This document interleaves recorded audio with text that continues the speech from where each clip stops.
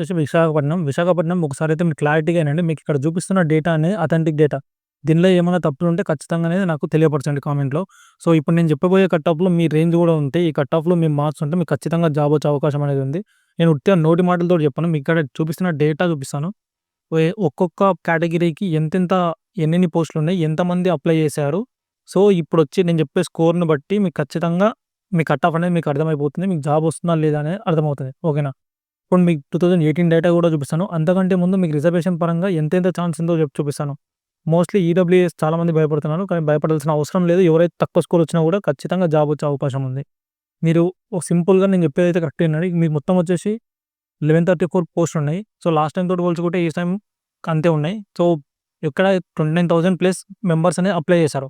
మీకిక్కడ మెయిన్‌గా గుర్తుపెట్టుకోవాల్సిందేంటంటే ఓసీ అంటే ఓపెన్ పోస్ట్‌లో కేవలం 454 ఉంటే దానికి అప్లై చేసింది చూడండి 900 మంది మాత్రమే. ఇక్కడ చూడండి ఒకసారి మొత్తం బీసీఏలో 7% వాటాకి 79 మెంబర్స్. 79 మెంబర్స్‌కి 4000 ప్లస్ ఉన్నారు. అంటే నేను ఇంతవరకు చేసిన అన్ని డిస్ట్రిక్ట్‌లలో బీసీఏకి ఈ విశాఖపట్నంలో ఎక్కువ కాంపిటీషన్ ఉంది. ఇప్పుడు చూస్తే బీసీబీ ఉన్న 1113 పోస్ట్‌కి 3500. సో, ఇది మోడరేట్‌గానే ఉంది. సో, కాంపిటీషన్ అనేది కొంచెం తక్కువ బీసీఏ తోటి పోల్చుకుంటే. ఇక్కడ చూడండి ఎవరైతే బీసీసీ ఉన్నారో మిగతా అన్ని డిస్ట్రిక్ట్స్ తోటి పోల్చుకుంటే ఈ డిస్ట్రిక్ట్‌కి కొంచెం లైట్‌గా ఎక్కువుంది. మిగతా అన్ని డిస్ట్రిక్ట్‌లో పోస్టులు తక్కువనే ఉన్నాయి. బట్ మెంబర్స్ 150 లేరు. 100 బిలో ఆర్ 120 బిలోనే ఉన్నారనమాట. ఇక్కడ బీసీడీ వచ్చేసి మాక్సిమం అన్ని డిస్ట్రిక్ట్‌లలో ఇంతవరకు హైయెస్ట్ అయితే విశాఖపట్నంలో 8000 ప్లస్ మెంబర్స్ ఉన్నారు. మిగతా అన్ని డిస్ట్రిక్ట్‌లో యావరేజ్‌గా 5000 ఉన్నారు ఖచ్చితంగా. మాక్సిమం 5000 ఒక్క డిస్ట్రిక్ట్‌లో మాత్రమే 4000 ఉన్నారు. సో, మిగతా బీసీఈ ఎవరైతే ఉన్నారో వాళ్ళు చూడండి 45 పోస్టులని మీకొచ్చేసి 400, 479 మెంబర్స్ కాంపిటీషన్ ఉన్నారు. సో, బీసీఈ వాళ్ళు, బీసీసీ వాళ్ళ కాంపిటీషన్ తక్కువుంటుంది. ప్లస్ మీకు కట్ ఆఫ్ గూడా తక్కువుంటుంది. సో, అందరికి కట్ ఆఫ్ ఒకేలా ఉండదు. కేటగిరీ వైస్‌గా బీసీఏకి, బీసీబీకి, బీసీసీకి ఇలా కేటగిరీ వైస్ కట్ ఆఫ్ ఉంటాయి. వీళ్ళందరికీ గూడా నేను కట్ ఆఫ్ అనేది ఎక్స్‌ప్లెయిన్ చేశాను పోస్ట్ వైస్‌గా. సో, మీరు చేయాల్సిందల్లా స్కిప్ చేయకుండా చూడండి. ఎవరైతే ఈ వీడియో చూస్తున్నారో ఖచ్చితంగా సబ్స్క్రైబ్ చేయడం అయితే మర్చిపోకండి. చాలా కష్టపడి మీకోసం డేటా మొత్తం గ్యాదర్ చేసి ఒకసారి చూస్తే మీకు అర్థమయ్యే ఫార్మాట్‌లో మీకిక్కడ పెట్టేసి మీకు ఎక్స్‌ప్లెయిన్ చేస్తున్నాను. ఇక్కడ ముఖ్యంగా మీరు గుర్తుపెట్టుకోవాల్సింది ఎస్సీ గ్రూప్ 1 చూడండి. ఉన్న 11 పోస్టులకి 700 ప్లస్ మెంబర్స్ ఉన్నారు. సో, కాంపిటీషన్ అనేది కొంచెం ఎక్కువనే ఉంది విశాఖపట్నంలో ఎస్సీ గ్రూప్ 1కి. ఇక్కడ చూడండి ఎస్సీ గ్రూప్ 2 ఎవరైతే ఉన్నారో 79 పోస్టులకి 1000 మెంబర్సే. సో, కాంపిటీషన్ అనేది చాలా తక్కువుంది. చాలా అంటే చాలా తక్కువుంది. సో, గ్రూప్ 3 ఎస్సీ గ్రూప్ 3 వాళ్ళకి మాత్రం ఎంత ఎక్కువుందంటే మిగతా అన్ని దాంట్లతోటి పోల్చుకుంటే, మిగతా అన్ని కేటగిరీలతోటి పోల్చుకుంటే ఎస్సీ గ్రూప్ 3 మాత్రం చాలా ఎక్కువుంది. సో, మీకు కట్ ఆఫ్ అనేది చాలా ఎక్కువగా ఉంటుంది. ఓకే. SC 68, 6000 2600 okay. మోడరేట్‌గానే ఉంది. ఇక్కడ చూడండి ఈడబ్ల్యూఎస్ ఉన్న పోస్టులకి 113 పోస్టులకి 402 మెంబర్స్ అప్లై చేశారు. అంటే ఒక్క పోస్ట్‌కొచ్చేసి 4 మెంబర్స్. యావరేజ్‌గా 4 మెంబర్స్ కూడా 4 మెంబర్స్ కంటే తక్కువున్నట్టే. సో, వీళ్ళ కేటగిరీలో ఎవరైతే ఈడబ్ల్యూఎస్ కేటగిరీలో ఉన్నారో ఈక్వల్ టు ఓ ఓపెన్ కేటగిరీ ఉండే ఇంతకుముందు. అందుకని చెప్పేసి కొంచెం వాళ్ళకి ఆల్రెడీ మైండ్ సెట్ అనేది ప్రిపేర్ అయిపోయి ఉంటారు. సో, అందులో స్కోర్ చేసేవాళ్ళు, హై స్కోర్ చేసేవాళ్ళు చాలామంది ఉంటారు కాబట్టి స్కోర్ ఎక్కువ కట్ ఆఫ్ అనేది ఎక్కువగా ఉంటుంది. సో, ఒకవేళ ఇందులో ఈడబ్ల్యూఎస్‌లో ఉన్న మెంబర్స్ కూడా యావరేజ్ స్కోర్ అనేది చేయగలిగితే టాప్ స్కోరర్స్ కట్ ఆఫ్ ఇంకా తగ్గే అవకాశం ఉంది. సో, ఒకసారి మీకు 2018 డేటా చూపిస్తాను. చూడండి మీకు అప్పుడు ఐడియా వస్తుంది. ఇక్కడ 87కి మీద విశాఖపట్నంలో 2018లో స్కోర్ చేసిన వాళ్ళ సంఖ్య ఓన్లీ 9 మందే. ఎవరైతే ఇక్కడ 2000 ఎవరైతే ఇక్కడ ఉన్నదో చూడండి ఇక్కడ 80కి పైగా స్కోర్ చేసింది 14 మెంబర్స్. 77కి పైగా స్కోర్ చేసింది 50 మెంబర్స్. 75కి పైగా 102, 73కి పైగా 138, 72కి పైగా 217, 70కి పైగా 237. ఇక్కడ చూడండి 80కి పైగా స్కోర్ చేసిన వాళ్ళు వేళ్ళపై లెక్క పెట్టొచ్చు. వీళ్ళొచ్చేసి దాదాపు ఒక 21 మెంబర్స్ మాత్రమే ఉన్నారు. సో, ఈసారి ఉన్న పోస్టులకి 1100 ప్లస్ ఉన్నాయి కాబట్టి ఒక 50 ప్లస్ యావరేజ్‌గా అనుకుందాం. లేదంటే 100 మెంబర్స్ అనుకుందాం తీసేద్దాం. మిగతా 1000 పోస్టులు ఉంటాయి అలాగే. సో, ఇక్కడ చూడండి 70 నుంచి ఇక్కడ 70 నుంచి 80కి మధ్యల చూడండి దాదాపు ఎంతమంది వచ్చారో 200, 100, 100, 600 అంటే 800 మెంబర్స్‌ని ఏసుకుందాం. మొత్తం వచ్చేసి 900 పోస్టులు అయిపోయినాయి. ఇంకా 200 పోస్టులున్నాయి. ఈ 200 పోస్టులైనా ఇక్కడ చూడండి మీకు ఇక్కడనే కాంపిటీషన్ అనేది ఎక్కువ ఉంటుంది. 68, 67కి మధ్యలోనే దాదాపుగా 1100 మెంబర్స్ యాడ్ అయ్యారు.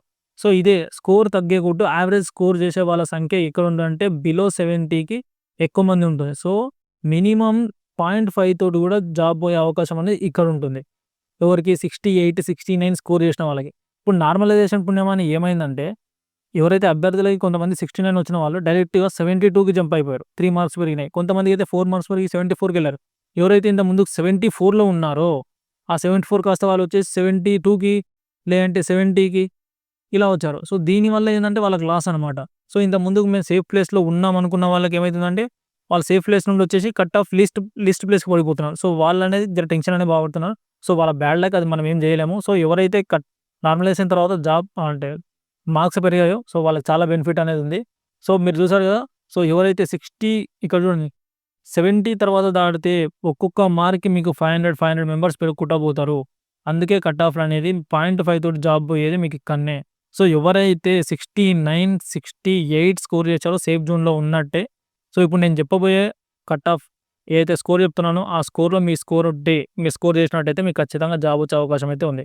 సో, ఇది ఒకసారి క్లియర్ చేసిన తర్వాత మీకు correct job wise, category wise మీకనేది ఎక్స్‌ప్లెయిన్ చేస్తాను. ఎన్ని మార్క్స్ వస్తే జాబ్ వస్తుంది అనేది. సో, మీరు ఇంతవరకు ఎవరైతే చూసారో ఖచ్చితంగా సబ్స్క్రైబ్ చేయడం అయితే మర్చిపోకండి.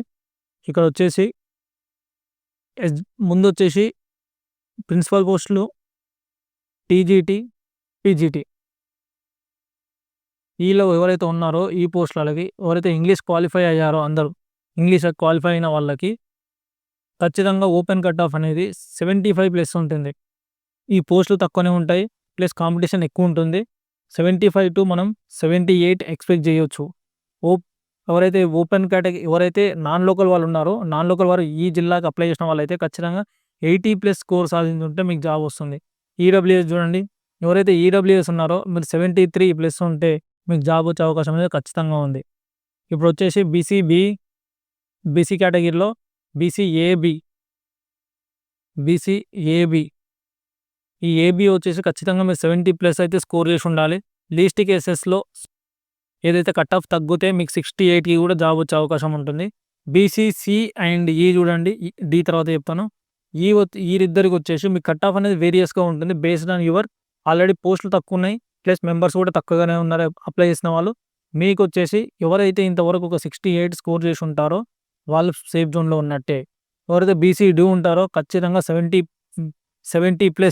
70+ ఉండాల్సిందే. దాదాపు ఇక్కడ చూడండి 8,000 మెంబర్స్ దాకా ఉన్నారు. సో, ఖచ్చితంగా 70+ స్కోర్ చేసి ఉంటేనే మీకు ఛాన్స్ అనేది వస్తుంది. సో, నేను ఇంతగా చెప్తున్నాను, ఎక్కువ చెప్తున్నానని చెప్పి మీరు ఫీల్ అవ్వద్దు. ఎందుకంటే ఇక్కడ రియాలిటీ అనేది అంతే ఉంటుంది. సో, మిమ్మల్ని హోప్స్ పెంచడానికి మీకు తక్కువ చెప్పి మీకు హోప్స్ పెంచాలని కాదు.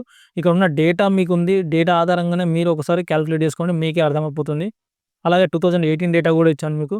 ఇక్కడ ఎస్సీ గ్రూప్ 1కి జర తక్కువే ఉంది.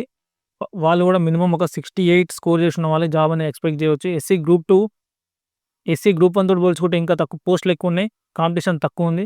సో, ఎస్సీ గ్రూప్ 2 ఎవరైతే ఉన్నారో ఖచ్చితంగా ఒక 67 +or-2 స్కోర్ చేసిన దాన్ని బట్టి మీకు జాబ్ వచ్చే అవకాశం ఉంటుంది. సేమ్ ఎస్టీ కూడా.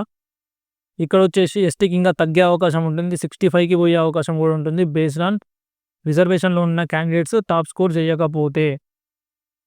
ఇక్కడొచ్చేసి ఎస్సీ గ్రూప్ 3 అయితే అన్ని దాంట్లతోటి పోల్చుకుంటే, అన్ని కేటగిరీలతోటి పోల్చుకుంటే దాదాపు 10,000+ మెంబర్స్ ఉన్నారు. ఒకవేళ మీరు ఇది నేను ఇచ్చిన డేటా అనేది ఇక్కడ తప్పు అంటే మీరు ఖచ్చితంగా కామెంట్‌లో ఒకసారి అయితే నాకు కామెంట్ చేయండి. ఓకేనా? ఇదేదైతే ఇప్పుడు గ్రూప్ 3 ఉన్నారో, గ్రూప్ 3 వాళ్ళకి ఖచ్చితంగా 70+ స్కోర్ ఉండాల్సిందే. ఓకేనా? సో, ఇది ఫిజికల్లీ హ్యాండిక్యాప్డ్ ఈడబ్ల్యూఎస్ అనేది వాళ్ళ పోస్టులు అనేవి తక్కువ ఉంటాయి. సో, కాంపిటీషన్ తక్కువ ఉంటుంది. బేస్డ్ ఆన్ వాళ్ళకు 60 వచ్చినా కూడా ఒక్కొక్కసారి జాబ్ వచ్చే అవకాశం ఉంటుంది. సో, అది వేరే కేటగిరీ, అది వదిలేసేయండి.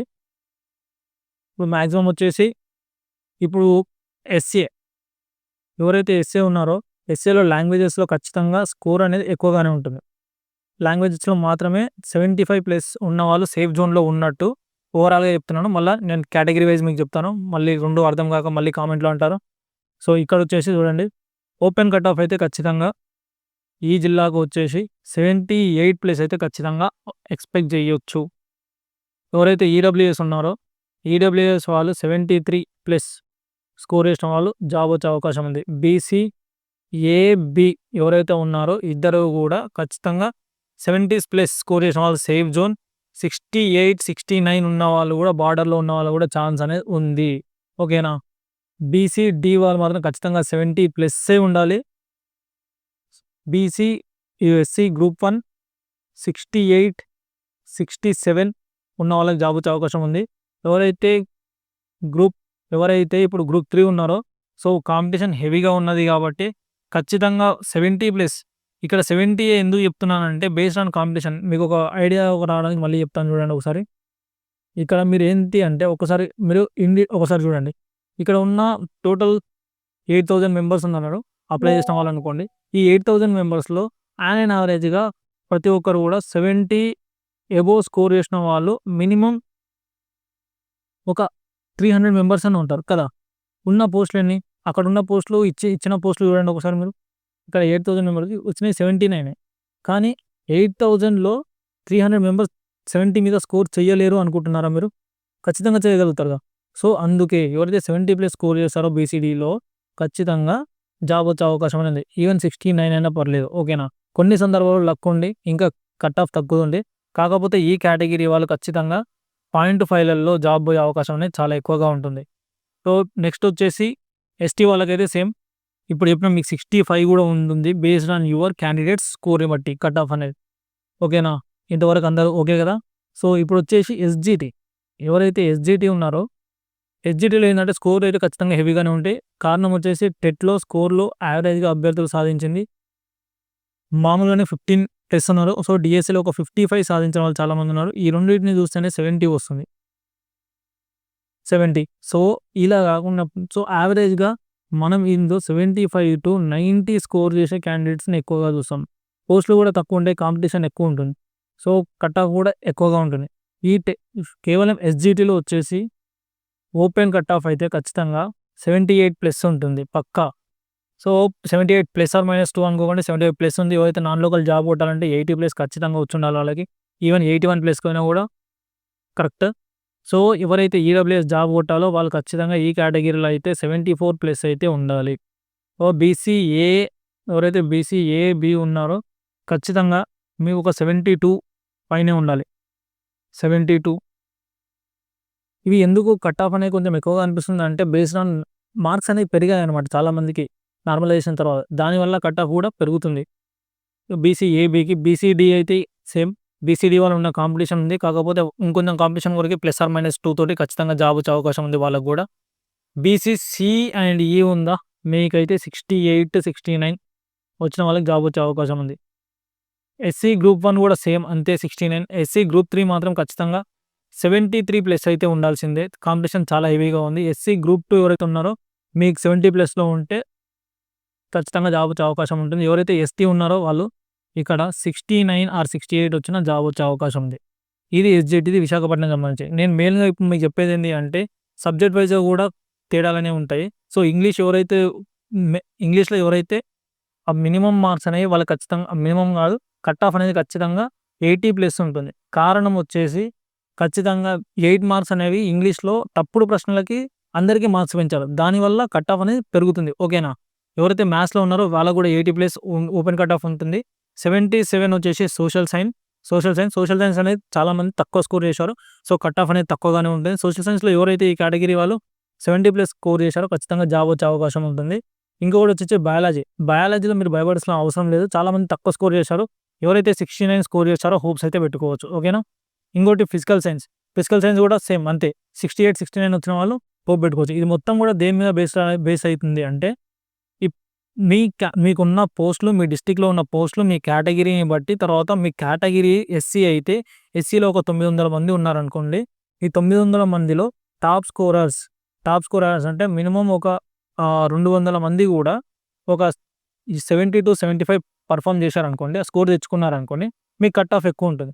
అదే ఈ 200 మందిలో ఒక 100 మంది మాత్రమే ఒక 70కి పైగా స్కోర్ చేశారనుకోండి. అప్పుడు మీ కట్ ఆఫ్ తగ్గుతుంది. సో, దాన్ని బట్టి మీ కట్ ఆఫ్ అనేది నిర్ణయించబడుతుంది. కేవలం నేను చెప్పిన స్కోర్‌లు అంచనాలు మాత్రమే. ఖచ్చితంగా ఈ రేంజ్‌లో ఉంటే మీకు ఖచ్చితంగా జాబ్ వచ్చే అవకాశం అయితే ఉంది.